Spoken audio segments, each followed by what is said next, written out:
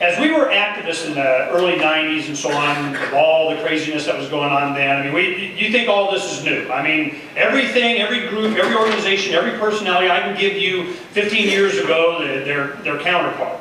You know, it's a loop. It's why we always have, you know, that's why they call it revolution. You know, you have revolution, you get freedom. And you get freedom, then you kind of get apathetic, you get dependency, tyranny, then you have revolution again. That's why they call it revolution. So I knew this stuff. I've seen it. I'm just old enough to have seen a few cycles of this. You know, you have the Reagan Revolution.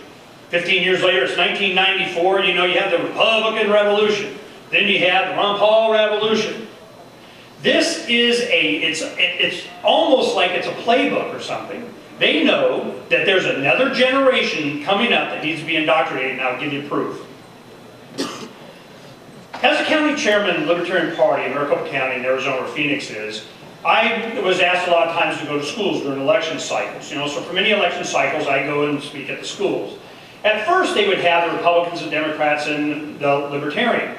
Well, then years would go by, and they just stopped inviting Republicans and Democrats because they were boring, they lied, the kids didn't like them, I mean, you know, whatever. But, and the Libertarians, man, they're pretty interesting, you know. So I come back, and the one thing that I learned, and you're dealing with elementary schools, you know, they were kind of cool. You give them stories, you get animated, you get them engaged, and you talk about different things. All right, who owns, you know, who has a tricycle, you know what I mean, or a bicycle or whatever. Yeah, a bicycle. Did you work and mow lawns? Is that your own bicycle? Is it yours? You know, yeah, it's mine. I got it. You know, so then you talk about property rights and so on. You get into junior high, you do kind of the same thing. You get into high school, and then it's a car and that kind of stuff. The one thing that I learned in elementary school, you know, they're kind of cool. They have fun. They're just, you know, it's better than listening to the teacher, and you know, it's almost like, you know, ooh, it's movie day. You get to high school, and they're kind of already set. Yeah, you know, MTV said. You know, I'm pretty much locked in. I'm a teenager. I know everything. But junior high was different. Junior high, they just started getting hormonal. They started questioning authority. They're ready to say, you know, screw the man right off the bat, and they don't even know who it is. Okay? So you have junior, that's why 7th and 8th grade, they set that aside. Why? Because that's where they start doing social studies. That's when they start having government classes. That's when they start getting you indoctrinated into the system. And I didn't really realize it until I started to, you know, after you do dozens of these, you started to realize it was the junior high guys that whenever you talk about different things and freedom and you start giving them examples and a lot of things I'm sure you guys know, but you give them the example. By the end of the class, you're getting into, so what's the answer? Freedom! What's the answer? Freedom! Freedom! Freedom! And I time it to where the bell would ring. You know, so boom, ding, ding, ding, ding. They're getting up and they're going out, freedom! Freedom! Out that classroom. I could do it like every time. By the time they get, you know, they go to their next class or something, or it's after lunch. There was one school I had, after lunch we'd come back, and a teacher comes stomping in the room. Boom! Puts down her video camera, tripod on videotaping you, okay? Well, when the teacher that had me come, I mean, she was cool about it, but she was the art teacher, and there was a lot of, you know, budgetary things going on, they're going to cut art and all that kind of stuff, and she perceived this freedom thing as, you know, totally screwing up, you know, 8 years of indoctrination they've been going through, and I'm messing up these kids in one class, okay? Because they're going to go, oh yeah, this freedom guy and freedom and freedom and freedom. And she's videotaping, I can see what's going on. So you're walking them through, freedom's the answer, you don't have a right to other people's stuff, you know, that kind of thing. So when she goes, but what about, and she started out, well, class, what about that? They're answering her question. Because it's fundamental truths. But, you know, so she didn't love me anymore after that either. So this is how powerful the freedom message is. I got to tell you this one story about this one high school guy. This is great. Centennial High School is a new high school out in the West Valley, Arizona, there in Phoenix. And we do the class. We have good cop, bad cop. You know, the state chair at the time was Rick Tompkins, and he would, you know, do a thing, and then I'd get up and do a thing, and we do, oh, I need, you know, and then he would, you know, answer the questions that we put and so on. And one of the word pictures that we do is we go, okay, who has a car? And there's their hand. Who has paid for their own car? Who worked and got their own car? Well, do you drive it 24/7? I mean, it's sitting there not being used sometimes, right? Who doesn't have a car? I don't have a car. Well, wouldn't you like to use his car when he's not using his car? You go on dates, you do this, or, you know, he's not using it. let's take a vote. Yep, unanimous, we voted, we're going to take your car and use it some of the times. And there are some of the kids, well, okay, I guess, but sometimes when you talk about property rights and, what if they unanimously voted and all that kind of stuff. Well, there was this one kid, and he goes, no, I got a gun.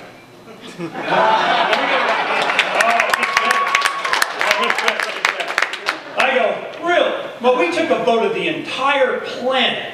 And, I think I said the whole school or whatever. And we voted unanimously that when you're not using your car, we get to use your car. And he goes, well, I guess I'd have to reload. So I still want to talk to your parents, So this is, but think about it. I've been doing this for years. And I get one kid. But how many are there now? Are there 2? Are there 4? Are there 1,000? What is it that we're trying to do? And am I talking to them about voting and getting politically involved and how the system works and all that stuff? No, I learned a long time. I don't trust the system. I'll give you just an example. Since 1990, I've run for State House twice. I've run for Secretary of State of Arizona twice. I've run for U.S. Congress 3 times. I ran for U.S. Senate against John McCain in '04. So I did, okay? I mean, I get up there, slap these guys around, go before the editorial board. I tell you this story, how I do this process. John McCain is there, the Democrats over here, and before the editorial board. They brought in like 30 people, guys from Washington coming into the Arizona Republic editorial room. I mean, they're going to watch the show. They know it's going to be the Ernie John show, okay? So they don't want to miss this one. They come in, and we go back and forth on issues and so on. They ask me, well, what do you have to say about John McCain? Get some controversy going here, right? And I go, are you kidding me? John, you're the man.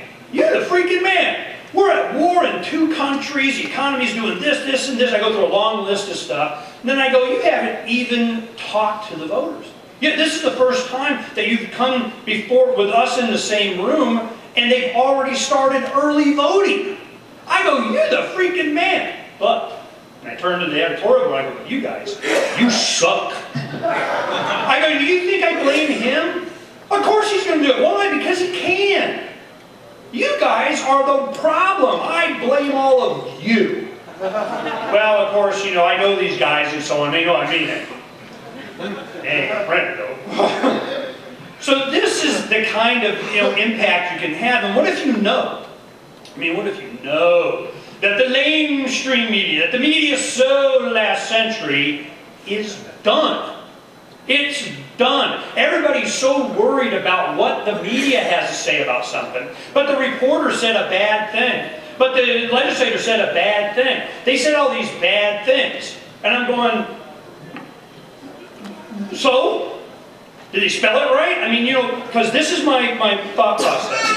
As I went through the revolution, what happened is you have all these young people, and you go to it, I can see it happen. The older generation would go, well, Fox News said, and Sean Hannity, and Bill O'Reilly, and Wolf Blitzer, and if they don't, they didn't, and the young people go, who?